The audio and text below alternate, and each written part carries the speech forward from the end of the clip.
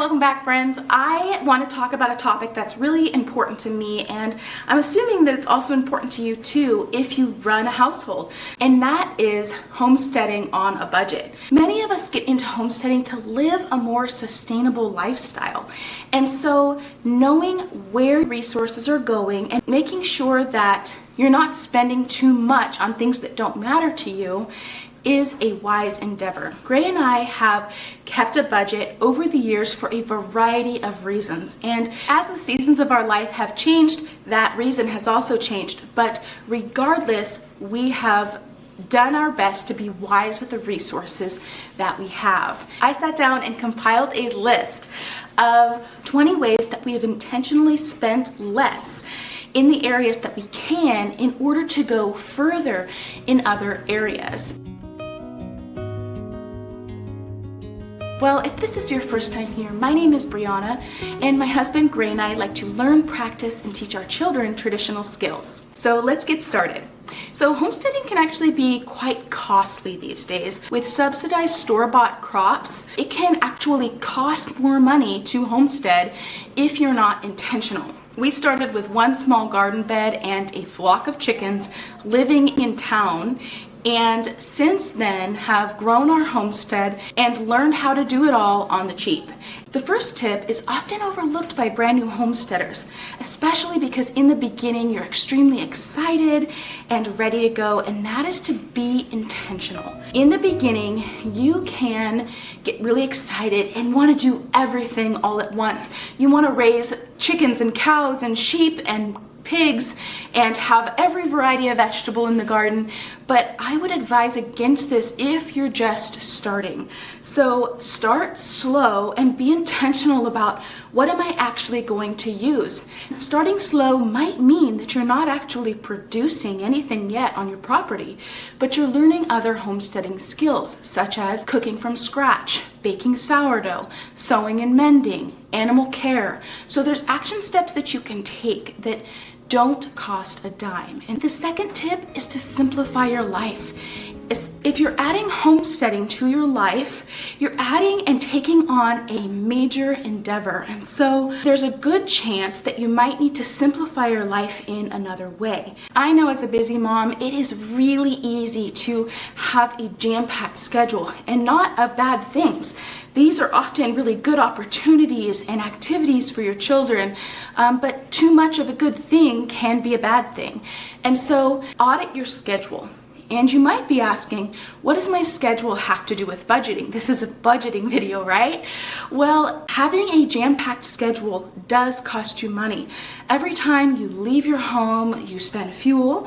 You oftentimes have more little purchases that happen. Activities cost money, and some of these things are worthwhile. We definitely participate in all kinds of activities. Simplifying the activities that are very important to you can really go a long way. It will leave more money and more time towards reaching homesteading goals as a family. So you know the saying, if you fail to plan, you plan to fail. And I think that this is true for almost everything, especially homesteading. So if you want to rethink your budget and how you're living your life, sit down and plan.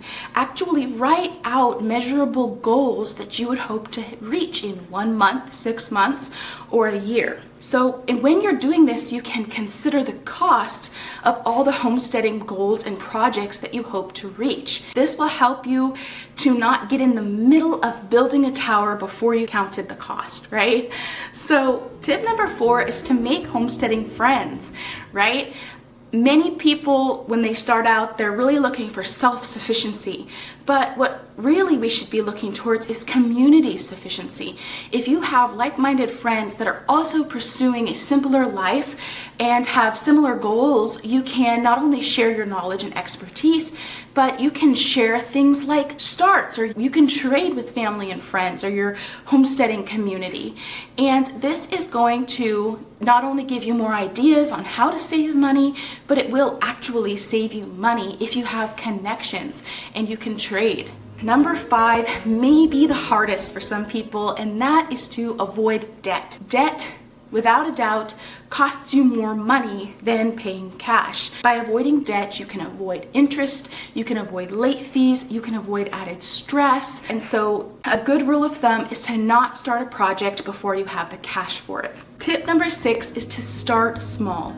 Gray and I started homesteading while we were living in a 600 square foot home in town. We had no land, but how we started homesteading for that year and a half was I cooked from scratch. We did raise chickens and learned all about chickens and eggs, and we had a small garden. So just don't fall for the trap of starting too many projects all at once. Number 7 is to start gardening. Gardening can save you a lot of money or cost you a lot of money in how you do it. So going back to number 6, start with a very small garden. Our first garden was one raised bed.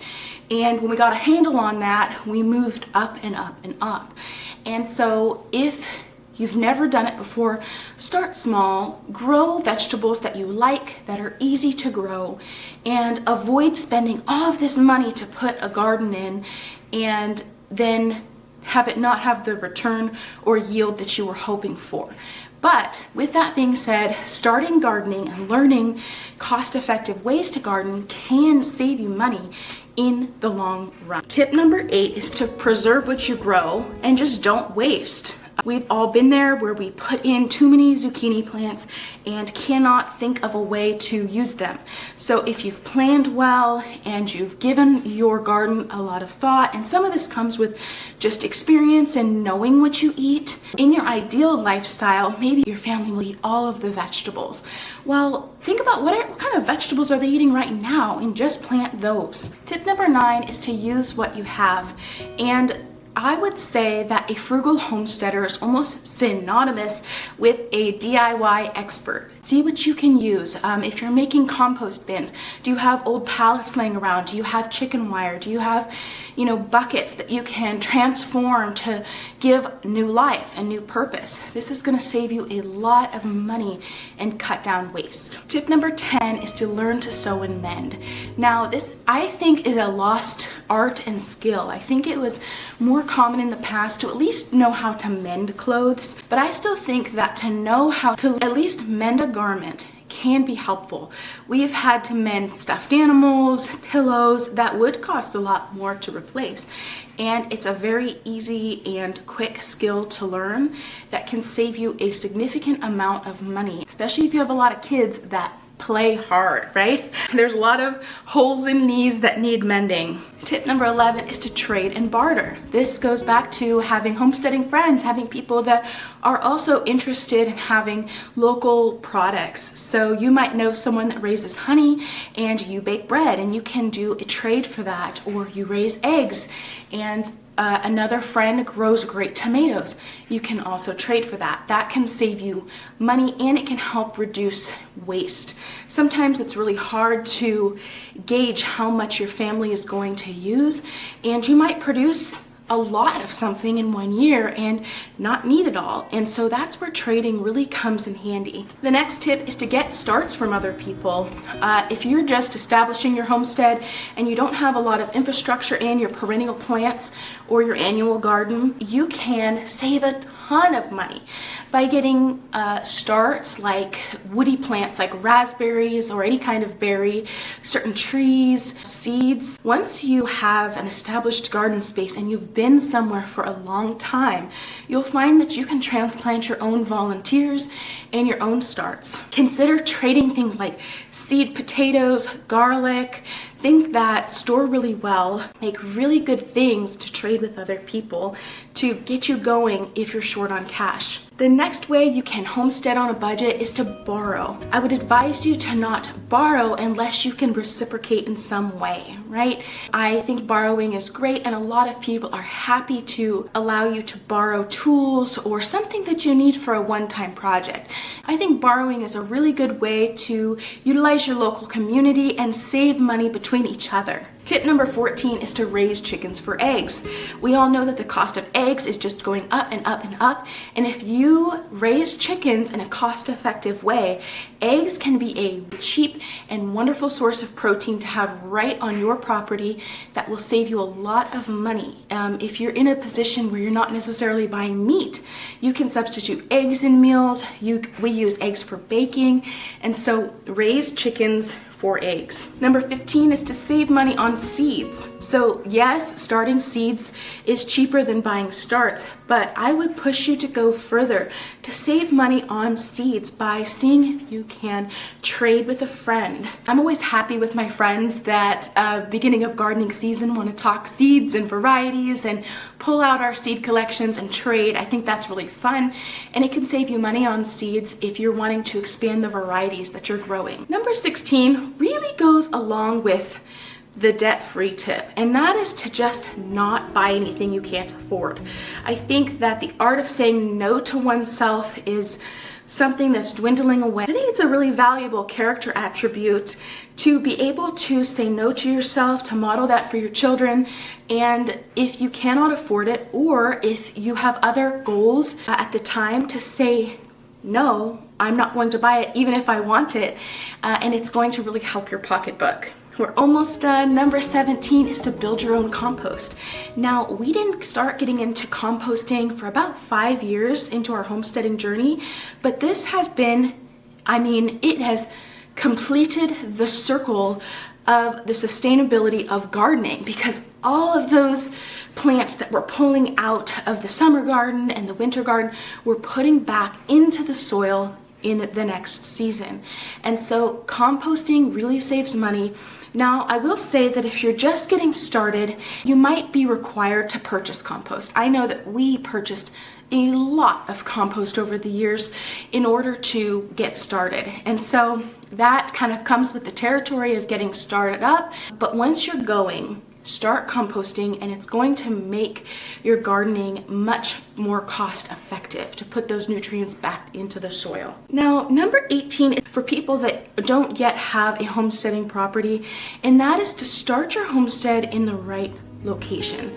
So where you choose to homestead will have an effect on your pocketbook, right? There's many things besides budget that go into finding the perfect property, such as being close to family and friends, weather, landscape. But if you're serious about saving some money, maybe cost savings could be a consideration for you and where you choose to move. Number 19 is to grow your own feed. So there are many plants that you can plant specifically as fodder for your livestock. This can be cost effective. Having your chickens part-time free range or full-time free range can also save you some money.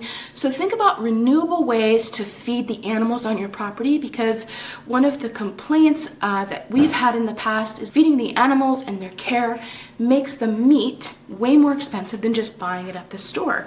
And so thinking of ways to sustain your animals straight from your own property can save you a lot of money. And finally, number 20 is to make money from your homestead. More and more people these days are wanting to have local and organic food, and if you are a person that produces that, there could be an interest in selling some of your products. And I would say think about out-of-the-box ways to make money from your homestead, right?